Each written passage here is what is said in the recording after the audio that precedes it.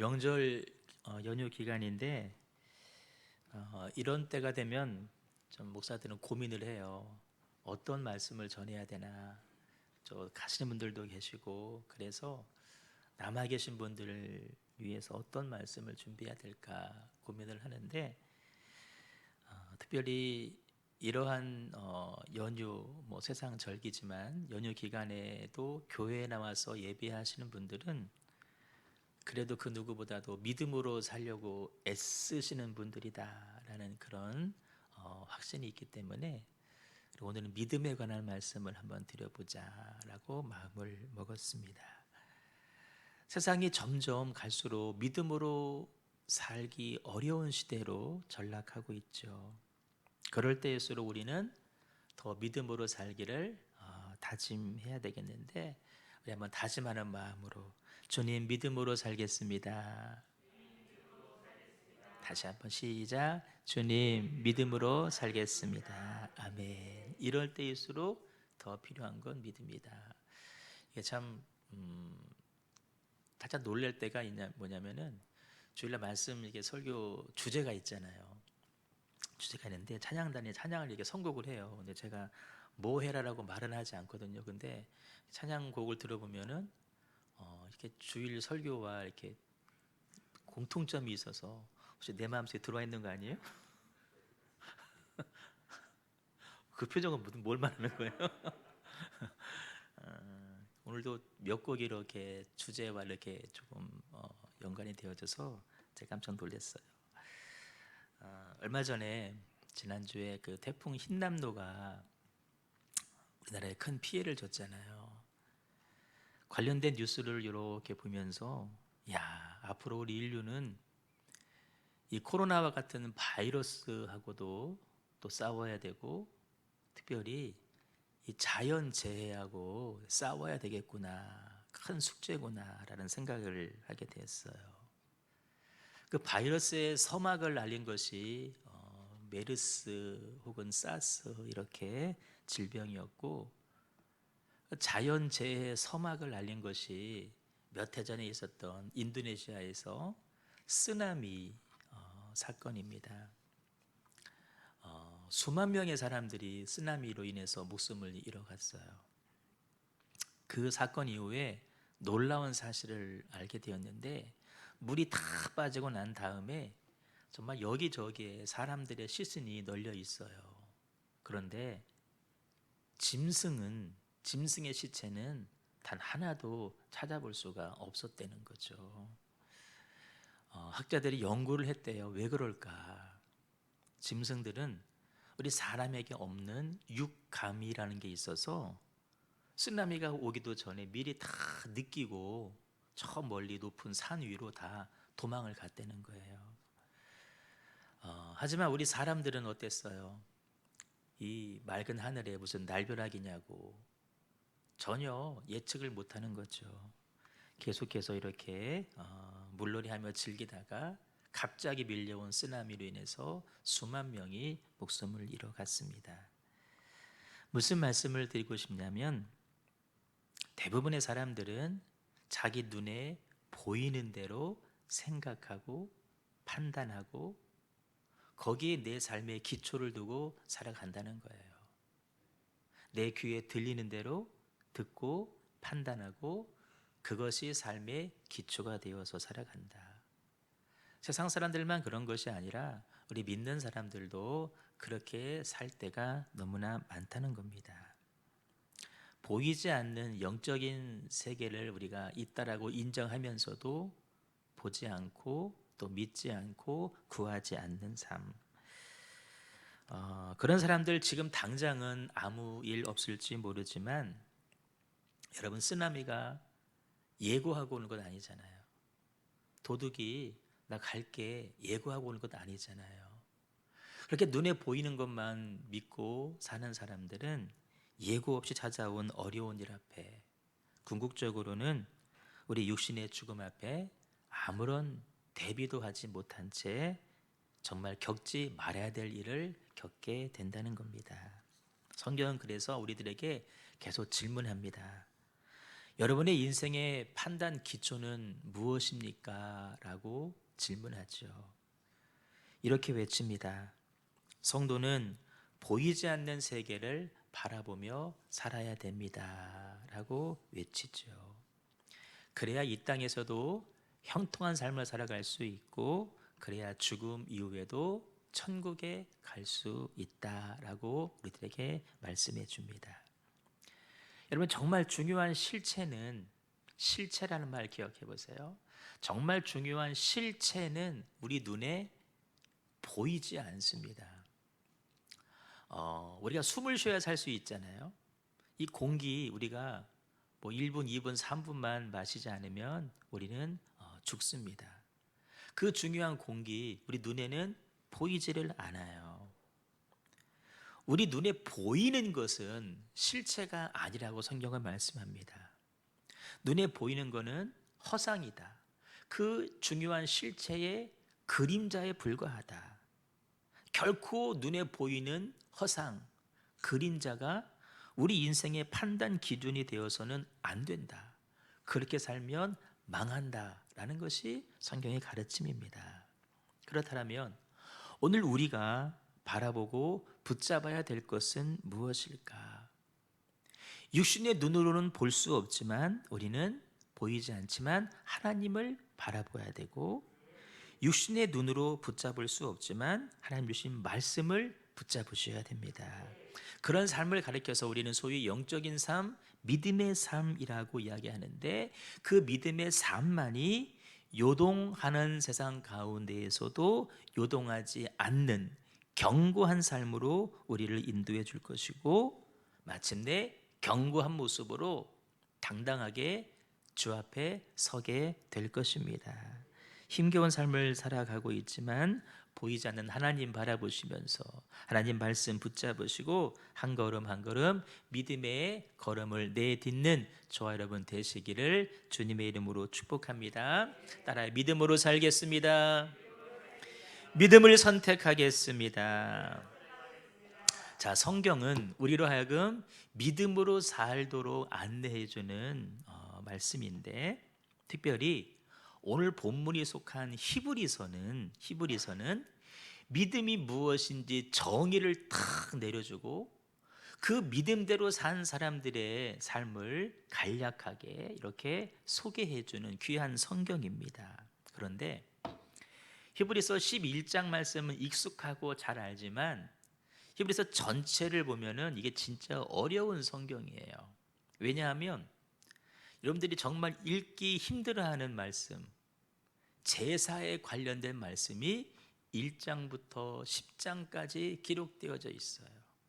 별명이 있습니다. 히브리서에 신약의 레위기. 구약의 레위기는 대부분 손때도 안 묻어 있어요. 그냥 깨끗해요. 뭐 두 장이 붙어 있어. 그냥 한 번도 안 펼쳐봐가지고. 제사제도 너무나 어렵고 막 어려워요. 신약의 레위기, 히브리서 별명입니다. 1장부터 10장까지 그 구약의 제사제도를 쭉 언급을 하다가 갑자기 오늘 읽었던 11장에 들어오면서 1절에서 믿음은 바라는 것들의 실상이요 보이지 않는 보지 못하는 것들의 증거입니다 라고 믿음을 이야기하고 있어요. 왜 그럴까? 왜 1장부터 10장까지 그 긴 구약의 제사를 말하다가 갑자기 화제가 바뀌어서 믿음이 나올까? 이런 이야기입니다. 그 구약의 엄청나고 복잡한 제사를 아무리 열심히 드려도 그 제사가 믿음이 없이 드리는 제사는 의미가 없다는 것입니다. 따라요, 믿음이 결부된 제사. 어떤 믿음이냐면 이 믿음이에요. 그 제물에 손을 얹을 때 내가 지었던 죄가 그 짐승에게, 제물에게 옮겨지고, 내 죄가 그 짐승에게 옮겨지고, 그 죄를 가지고 있는 그 짐승을 나 대신에 잡아서 제물로 드릴 때 내 죄가 용서받는다라고 말씀하신 이 말씀을 믿는 믿음으로 제사를 드려야 된다는 거예요. 이 믿음 없이 그냥 애꿎은 짐승만 잡아서 제사를 아무리 드려봤자 그것은 의미가 없다라는 것이 히브리서 저자의 주장입니다. 이해되셨죠? 제사 행위가 중요한 게 아니에요. 우리의 행위가 중요한 게 아니에요. 행위를 뭐에 담아서 믿음으로 드려야 된다는 거예요. 믿음으로. 믿음이 중요한 거예요. 자, 이 구약의 제사 제도를 조금 더 들어가 보면 이 구약의 제사, 짐승의 피로 드리는 제사는 완전하지 않다라는 의미가 또 담겨 있어요. 따라 짐승의 피는 완전하지 않습니다. 구약 시대 잘 아시잖아요. 한 사람에게 짐승 한 마리, 이번 하나의 죄에 짐승 한 마리. 그래, 유대인들 대속죄 일이 되면 너도 나도 우리 명절 지키는 것처럼 다 모여서 짐승 잡아서 제사를 지내야 되는 거예요. 얼마나 많은 짐승들이 잡혔는지 예루살렘 도성 안에 그냥 피 비린내가 가득할 정도로 그렇게 많은 짐승들이 죽여갔는데 올해만 하고 마는 것이 아니에요. 내년에 또 해야 되는 거예요. 우리 내년 추석 되면 또 송편 먹는 것처럼 내년에 또 자사피 드려야 되는 거예요. 끝이 없는 거예요. 완전하지 않다는 거예요. 완전하지 않다. 구약의 제사는 완전하지 않다. 그래서 여러분, 완전하지 않으니까 뭐가 필요해요? 완전한 게 필요해요. 너무 진리다, 그렇지? 완전하지 않기 때문에 완전한 게 필요하다. 완전한 피는 누구의 피냐? 완전하신 하나님이에요. 근데 여러분, 하나님은 영이시라 그랬어요. 하나님은 말씀이라 그랬어요. 영이시고 말씀이기 때문에 피를 흘리고 싶어도 피를 흘릴 수가 없는 거예요. 영을 찔러봤자 피가 나와요? 말씀 찔러봤자 피가 나와요? 안 나와요. 그래서 하나님께서 피를 흘려야만 죄사함이 받기 때문에 어떻게 하면 피를 흘릴 수 있을까? 내가 육신을 가지고 이 땅에 내려가자. 왜? 피 흘려야 되니까. 그래서 육신을 가지고 예수님이라고 하는 명찰을 탁 달고 이 땅에 오신 분이 바로 하나님이셔요. 그분이 어떻게 해요? 십자가에서 피 흘려 죽어 주시는 거예요. 짐승의 피는 완전하지 않기 때문에 완전하신 하나님이, 우리 피는 완전하지 않기 때문에, 사람의 피는 완전하지 않기 때문에 완전하신 하나님께서 피 흘리시기 위해서 이 땅에 오셨습니다. 그 예수의 피만이 완전한 피입니다. 그 예수의 피만이 속죄의 피입니다. 그 예수의 피만이 우리들에게 회복과 자유와 치유를 선물해 주실 줄로 믿습니다. 여러분, 실체가 나타나면 그림자는 사라지는 거예요. 실체가 나타나면 허상은 사라지는 거예요. 구약에서 열심히 제사를 드렸지만 그거 가짜라 그랬어요. 허상이라 그랬어요. 그건 임시적인 거예요. 예수님이라고 하는 실체가 오시니까 구약의 제사의식은 다 사라져 버린 거예요. 이해되시죠? 사실은 우리가 쓰는 단어도 제사란 말, 제단이란 말도 원래는 쓰는 거 아니에요. 주의 제단에 불이 꺼지지 않게 해주세요. 막 이런 말들 하잖아요. 어느 교회 표현은 100년 동안 제단에 불이 꺼지지 않는 교회라는데, 그건 사실 구약의 개념이에요. 예수님께서 오셨기 때문에 그 말은 사실은 단어는 적절하지 않은 건데 우리는 의미를 만든 거지, 의미를. 어쨌든 구약의 모든 그림자 허상, 실체이신 예수님이 오심으로 말미암아 구약의 모습은 자취를 감추게 되었다. 우리가 제사 안 지내고 우리는 뭐예요? 모여서 예배하는 거잖아요. 실체이신 예수님을 믿는 것이 그건 우리가 할 일이에요. 껍데기는 갔으니까 그럼 우리 뭐 해야 돼? 진짜를 잡아야 되는 거예요. 잡는 게 뭐예요? 진짜를 믿는 거예요. 예배를 드리며 살아가는 거예요. 예수님 행하신 일을 믿음으로 받아들이는 거예요. 오직 예수의 피만이 속죄와 구원의 능력임을 믿으시고 십자가에서 이루신 예수님의 구원 사역을 내가 믿음으로 받아들이시는 거예요. 그 피로 말미암아 내 모든 죄와 허물들이 다 사함 받았고 용서받았고 우리는 하나님의 자녀가 되었다라고 믿는 거예요. 우리 자녀 삼으신 하나님께서 나와 네 자녀와 우리 가정과 교회를 눈동자와 같이 지키시고 보호하시고 인도해 가신다. 내가 믿는 거예요. 하나님의 시간표, 하나님의 계획 안에 내가 들어가 있음을 믿고 하나님의 인도하심에 내 삶을 내어 맡기는 거예요. 응? 지난주 말씀처럼 내 고집대로 하지 말고 막혔다 할지라도 하나님의 새로운 인도하심이 있음을 믿고 나를 내어 맡길 때에 하나님 나를 더 들어다가 그 다음 단계로 우리가 있어야 될 마케도니아로 우리를 옮겨 주신다라는 거예요. 이 모든 일들이 무엇으로 이루어지느냐라고 할 때 믿음으로 이루어진다라는 거예요. 근데 이런 믿음 없이 마치 구약시대에 제사를 지내는 것처럼 내가 열심히 노력을 하고 내가 공로를 쌓고 나의 막 애쓴다 해도 영생과 죄사함을 결코 누릴 수가 없다는 거예요. 응? 믿음 없이 하는 열심 의미 없다. 믿음 없이 하는 나의 노력 필요 없다는 거예요. 내가 그 어떤 노력을 하고 그 어떤 열심을 기울여도 내가 교회 나와서 많은 사역을 하고 봉사를 해도 믿음이 없이는 의미가 없다는 거예요. 믿음이 없기 때문에 정말 시대에 필요한 것은 믿음입니다.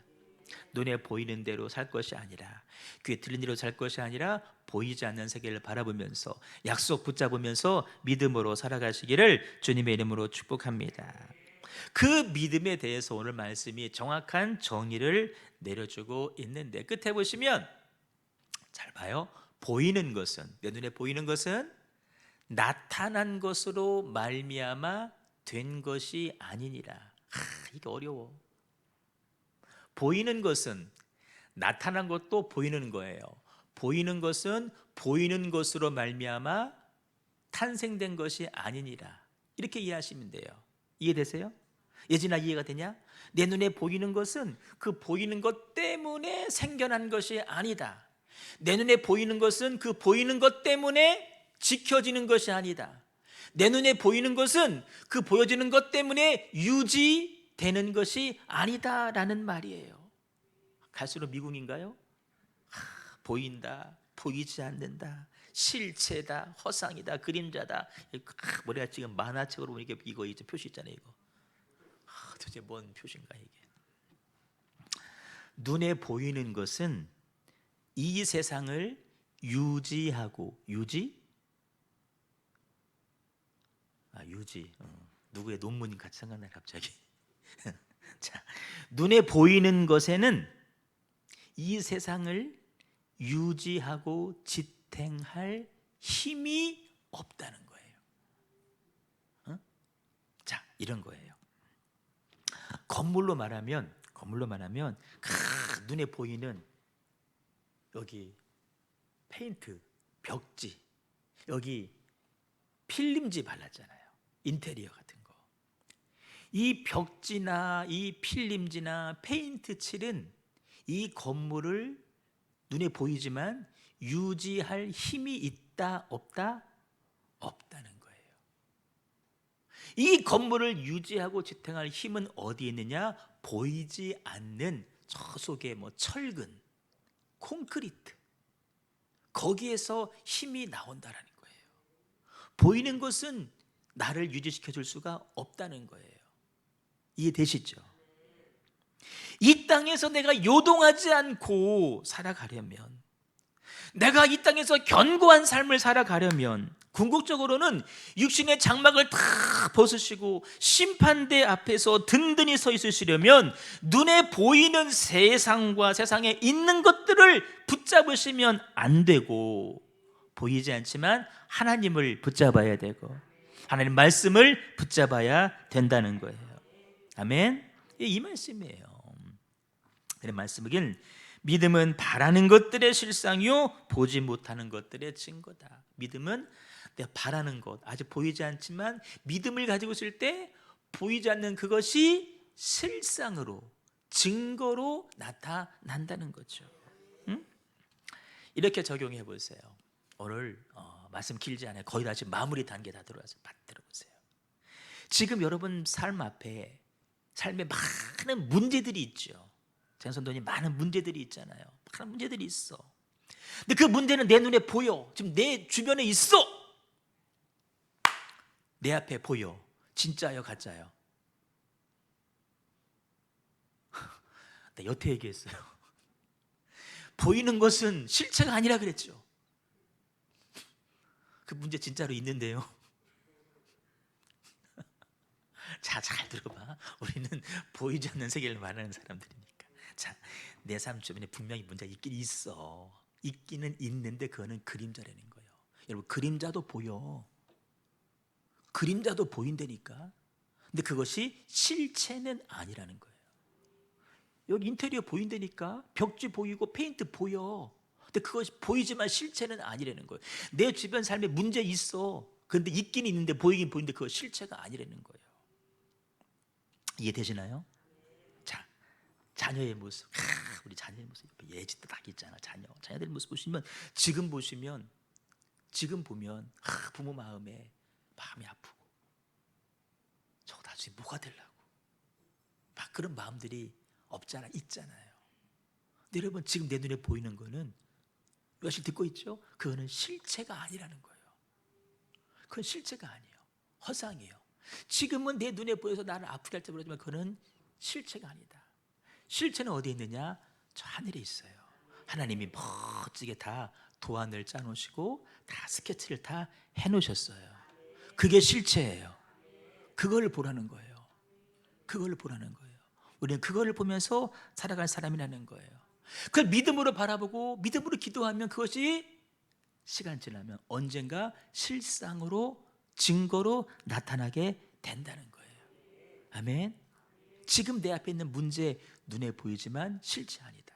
허상이다. 그림자다. 그것 때문에 내 마음 아파할 이유도 없고 그것 때문에 삶을 포기할 이유도 없다라는 거예요. 그 실체는 뭐냐면 그 현재의 모습을 바꾸셔서 역전시키셔서 쓰실 하나님이 실체라는 거예요.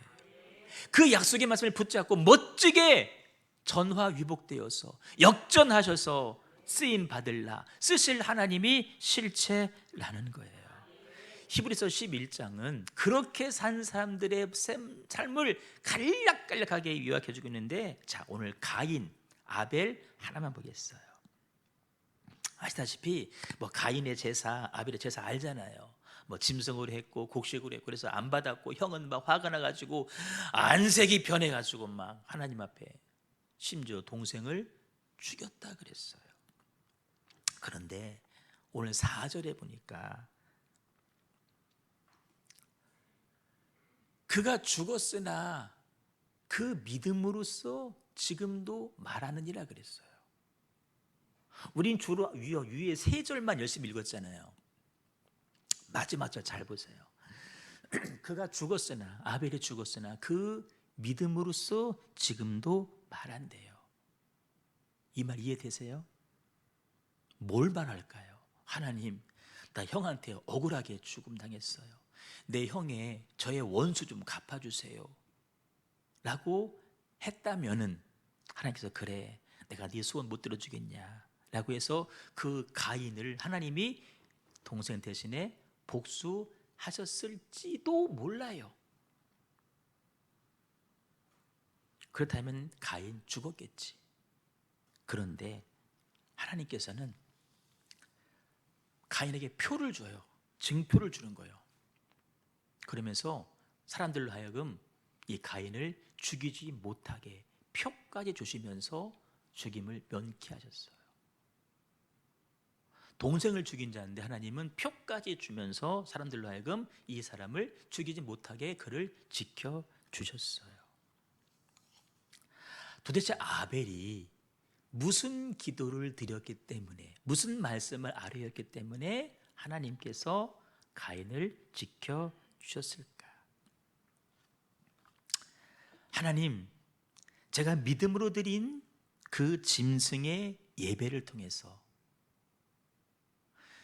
짐승의 예배냐 곡식의 예배냐도 중요할지 모르지만 저의 관점은 믿음으로 드린 그 짐승의 예배를 통해서 형 가인의 죄가 용서받기를 원합니다 라고 동생이 믿음으로 하나님께 기도했다. 지금은 형이 철다성이가 없어서 그런 문제 가지고 안색이 변하고 분노하고 살인까지 저질렀지만 그 영이 기도하는 거예요. 앞으로 이 가인의 삶이 하나님 달라지기를 원합니다 라고 기도하는 거예요. 자, 사도행전에 보시면 스데반 집사님이 복음을 전하다가 돌에 맞아 순교를 하죠. 그 돌을 사람들이 칩니다. 그때 돌을 치는 사람들의 겉옷을 맡아서 지켜준 사람이 사울입니다. 그리고 신호를 줍니다. 돌로 쳐. 허락한 사람이 사울입니다. 돌에 맞아 죽어가던 스데반 집사님이 어떤 기도를 했냐면은 이 죄를 그들에게 돌리지 마옵소서, 이 말을 하고 잔이라 죽었습니다. 훗날 사울이 바울이 되고 위대한 전도자가 된 이유는 무엇이냐라고 생각해 볼 때에 이 스데반이 드린 마지막 기도 때문이었다. 이런 의미예요. 하나님, 저 사울이란 저 녀석 지금은 예수 믿는 사람 핍박하고 돌로 쳐 죽이는 사람이지만 하나님, 저 사람이 하나님 앞에 귀하고 복되게 쓰여지기를 원합니다. 이 믿음으로 기도하는 거예요. 그러니까 그 실체를 보는 거예요. 하나님의 계획을 보는 거예요. 스데반은 본 거예요. 마지막에도 하나님은 그 하늘에 있는 그 계획대로 쓰여지길 원합니다라고 기도를 한 것이죠. 그래서 그 실체가 나중에 드러나게 되는 거죠. 우리는 세상 가운데 살면서 죄를 짓다가 그렇게 죽어갈 사람들이었습니다. 예수님께서 기도하시죠. 아버지, 저들을 사하여 주옵소서. 이 기도 때문에 오늘 우리가 지금 예수님 믿어서 하나님의 자녀가 됐다는 거예요. 하나님의 자녀가 되는 것이 실체예요. 그것이 하늘에 계획된 그려진 그림이에요. 그걸 주님은 바라보시고 아버지께 그렇게 되게 해달라고 마지막 순간에도 기도하셨다라는 거예요. 다 눈에 보이는 대로라면은 저놈 새끼들 죽여주세요, 보복해주세요 라고 해야 되는데 그렇게 하지 않았다는 것이죠. 말씀을 정리합니다. 성도는 세상에 아무리 좋은 것이 많아도 그것을 의지하지 않고 대신 눈에 보이지 않는 하나님 한 분만 믿고 의지하면서 살아가야 될 사람들입니다. 믿음으로 살아가시기를 바랍니다. 믿음의 눈으로 바라보시기 바랍니다. 세상은 저 사람이 얼마나 돈을 많이 가졌느냐, 얼마나 높은 자리에 올라갔느냐, 그것을 바라보고 그 사람을 평가하지만 우리는 믿음의 공동체를 만들기 위해서, 믿음의 교회를 세우기 위해서 애를 쓰는 사람들이에요. 세상이 우리를 바라볼 때는 참 미련한 사람들, 그렇게 바라볼지 몰라요. 이런 날에도 와서 교회 와서 예배 드리냐. 제가 어제 누구에게 전화했더니 오늘도 주일날 예배 드리시나요? 물어보더라고요. 제가 딱 2번 들어본 얘기예요. 처음 저 구성전에 있을 때 전화했더니 이런 날도 예배합니까? 라고 물어본 분이 한 분 있었고, 어제 또 이번 주도 예배합니까? 라고 물어보더라고요. 한다고 오시라고. 세상 사람들은 믿음의 공동체를 만들려고 애쓰는 우리를 바라보면서 미련하다고 이야기를 해요. 그러나 여러분, 이 안에, 교회 안에 하나님의 보물이 쌓이기 시작할 것이고 기적의 능력이 나타나기 시작할 것이고 놀라운 기도의 응답이 이루어지기 시작할 줄로 믿습니다. 어떤 상황에도 그래서 그것을 바라보면서 우리는 믿음으로 예배하고 믿음으로 살아갈 수 있기를 주님의 이름으로 축복합니다. 마지막 6절 말씀 크게 읽어봐요. 시작. 믿음이 없으니 하나님을 기쁘시게 하지 못하나니 하나님께 나아가자는 자는 반드시 그가 계시고 또한 그가 자기를 찾는 자들에게 상 주시는 이심을 믿어야 할지니라. 아멘. 믿어야 될 내용들이 착착착 있잖아요. 믿는 거예요. 믿음으로 살아가시는 저 여러분 꼭 되시기를 주님의 이름으로 축원합니다. 우리 찬양 드리겠습니다. 오늘 말씀의 주제이기도 합니다. 믿음이 없이는 하나님을 기쁘시게 할 수 없어요. 믿음대로 살지 못하고 세상을 향했던 우리들의 허물들을 용서하시고 믿음으로 살기를 원합니다 라는 마음으로 간절하게 찬양하겠습니다.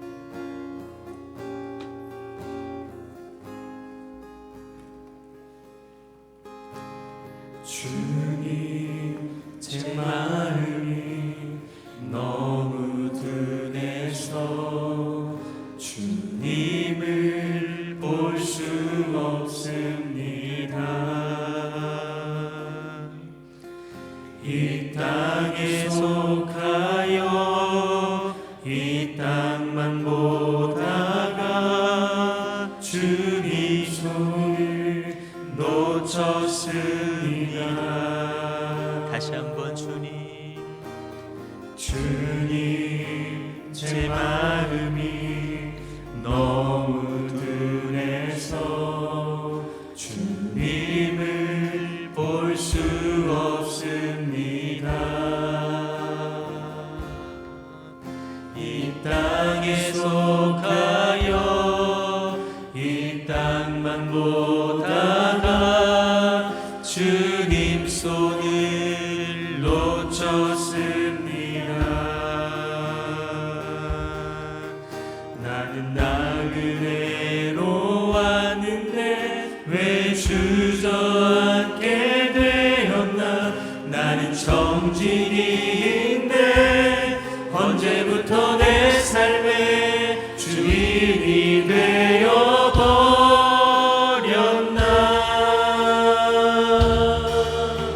믿음이 없이는 기쁘시게 못하나니 고된 수고도 다 헛될 뿐이라.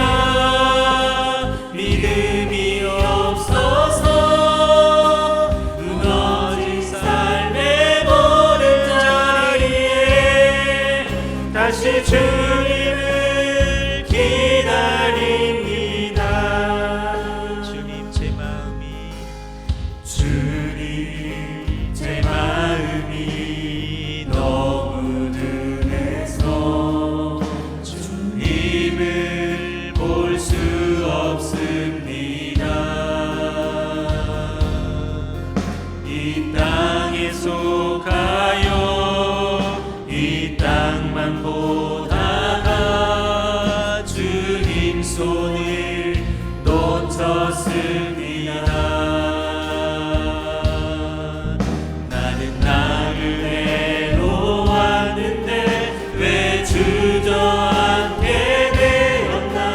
나는 정직인데 언제부터 내 삶의 주인이 되어버렸나.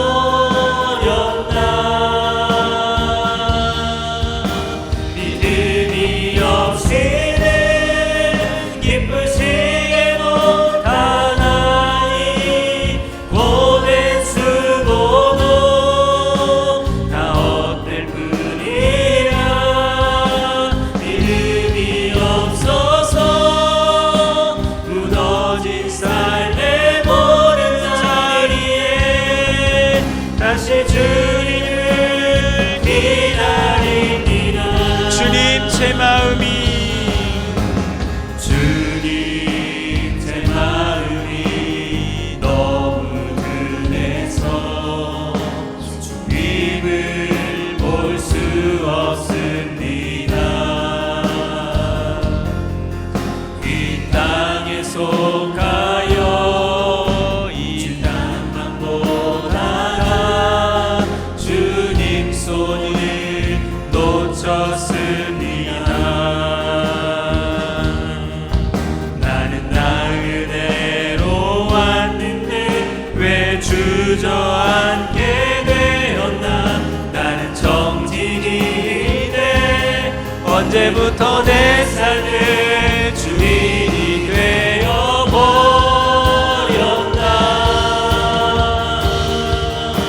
믿음이 없이는 기쁘시게 못하나니 고된 수고도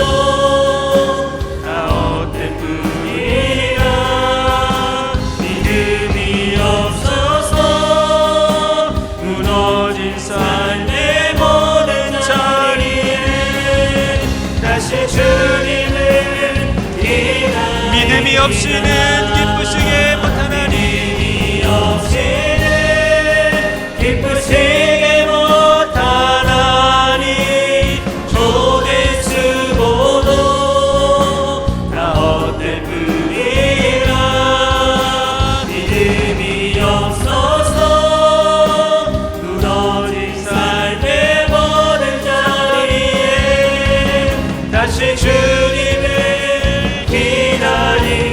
믿음이 없이는 하나님을 믿음이 없이는 기쁘시게 못하나니 고된 수고도 다 헛될 뿐이라 믿음이 없어서 무너진 삶의 모든 자리에 다시 주님을 우리 마지막으로 고백해요. 믿음이 없이는 믿음이